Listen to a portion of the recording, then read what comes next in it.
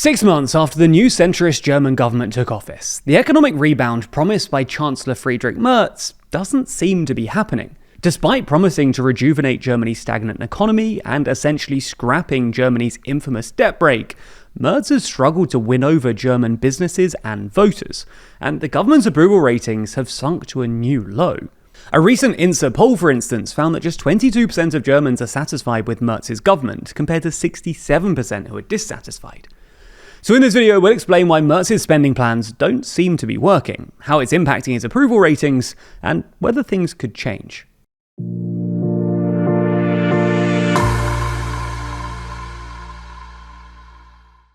The TLDR Black Friday sale is now on. That includes our biggest ever discounts on all products, including our coffee table book, our 2025 calendars, our colouring book, posters starting at $17.99, and much more. Find the full collection at toolong.news or by clicking the link in the description. Offer ends December 3rd. Let's start with a quick recap though. Back in May, Merz was sworn in as German Chancellor after winning the February 2025 election, leading a centrist red-black coalition of the centre-right Christian Democratic Union, or CDU, and its Bavarian sister, the CSU, as well as the centre-left Social Democratic Party, or SPD.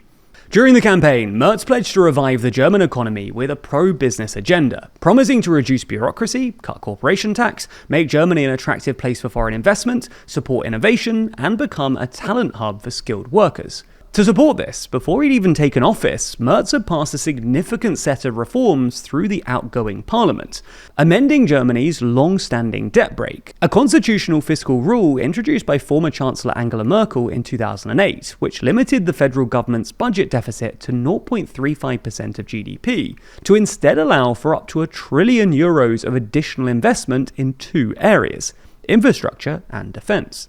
Merz also created a new €500 billion extra budgetary fund specifically for infrastructure spending, which Merz argued would boost GDP growth after 4 years of stagnation. At the time, Merz brushed off concerns that the funds might be used to pay for tax cuts or welfare, saying that they'd only be used for investment. However, 6 months later, several German think tanks and councils have warned that under the government's current plans, half of the borrowing intended to go towards additional investments will instead be used for areas that should be funded out of the normal budget, like tax cuts or subsidies. In a research note published earlier this month, the German Economic Institute claimed that Merz was using, quote, a whole range of subterfuge to get around the rules on how borrowing should be used, while the German Council of Economic Experts argued that the measures need significant improvements, otherwise growth opportunities risk being squandered and the long-term sustainability of public finances could come under strain.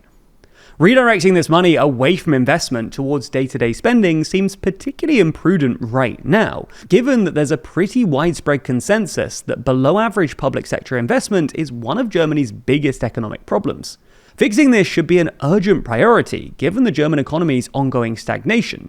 GDP actually contracted by 0.2% in the second quarter of 2025, and showed zero growth in the third quarter. This was partly because of US President Donald Trump's trade tariffs, with German exports to the US falling to a 4-year low in July, and also because of the accompanying rise in cheaper Chinese goods in the EU, due to China redirecting its trade towards Europe, where Chinese manufacturers can outcompete German manufacturers by undercutting their prices. Furthermore, both German business sentiment and German investor confidence fell unexpectedly in November, suggesting that firms aren't optimistic about Merz's promised recovery. For their part, the government insists that under their current fiscal plan for 2025 through to 2029, investment as a percentage of GDP is expected to surge from 1.3% in 2024 to 2.8% in 2026. This is a pretty big increase, and Merz & Co. will argue that in time, this increase in investment will pay off. Germans just need to be a bit more patient. But while this is probably partly true, it's worth noting that A, this is only expected to result in a modest GDP growth of between 1.3 and 1.5% in the coming years, and B, there's some skepticism that Merz will actually invest all of this money, given that he's already started redirecting funding for investment towards day-to-day spending like tax cuts. If his approval ratings continue to fall, it's at least possible that Merz will, once again, redirect borrowed money that was intended for investment into day-to-day spending for short-term political gain.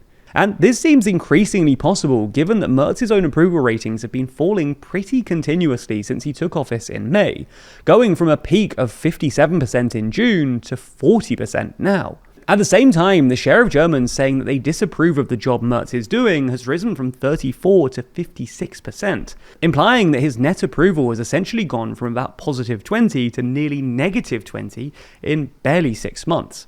Merz's falling poll ratings are both a symptom and a cause of the political dysfunction that we're currently seeing in this coalition. There have been a number of rather public disagreements between the CDU and SPD, for instance over conscription, as well as within Merz's CDU itself, with a pensions rift emerging this month between younger CDU members who are refusing to vote for Merz's proposal of guaranteed pension increases for the next 6 years, and the other CDU members who support the package. This political uncertainty has made it harder for the government to pass painful but necessary economic reforms, and created a fair bit of uncertainty over the government's policy direction, which has made it harder for German businesses, who are already facing a number of difficult headwinds, to plan for the future.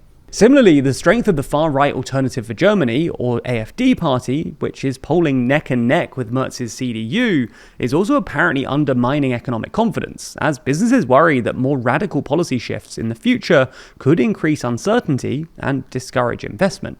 Ultimately, if Merz's economic revival is to happen at all, the government needs to move faster on decision-making around new infrastructure investments, energy policy, and digitization, perhaps by heeding some of the suggestions from the German Council of Economic Experts, in terms of tightening up the implementation of the Special Infrastructure Fund, guided by a multi-year plan with clear and targeted measures. While short-termist, debt-funded giveaways might relieve some immediate political pressure, the experience of basically every other centrist European government suggests that this won't be enough, and Merz will be better off making some tough decisions now in the hope that they pay off before the next election in 2029. Germany is one of few countries with the fiscal space to actually afford these much-needed investments, and it will be a shame not just for Germany but also the European economy more broadly if this new borrowing was instead frittered away on short-term giveaways. Otherwise, Merz risks not just losing his credibility as a politician, but also missing a rapidly closing window to reverse Germany's economic stagnation, potentially fueling further polarization. We actually recently dove deeper into this topic in an interview with YouTube's Money and Macro, where we discussed the state of the European economy and how he thinks it should be fixed. That interview is available within the next issue of our magazine, Too Long, with premium subscribers also gaining access to the full unedited interview. Plus, this Black Friday, we're running our cheapest price ever, with new subscribers getting their first copy as cheap as $2.99. As you can see, the magazine is titled The New Middle East, and in it we run through each country in the region and discuss their future, before reflecting on how recent events have reshaped the Middle East forever. We obviously talk about the Middle East a lot in videos, but this is our most zoomed out, detailed and thought through coverage yet, truly outlining how we see this region re-emerging. It's not just that though, there have also been a lot of major elections this year. So in this issue, we have a whole section talking about all of the major elections that have taken place this year, and how global politics has changed. China's continued dominance, politics in the UK, and how politicians have hijacked social media. This latest issue is now available for pre-order on our website, and if you subscribe using the code BLACKFRIDAY at checkout, then you'll get £5 off your first copy, bringing the price down to as low as $2.99. Plus, there's also special subscriber bundles, including our other TLDR products, which offer even greater value. Anyway, click the link in the description for all of the offers, and thank you for supporting the channel.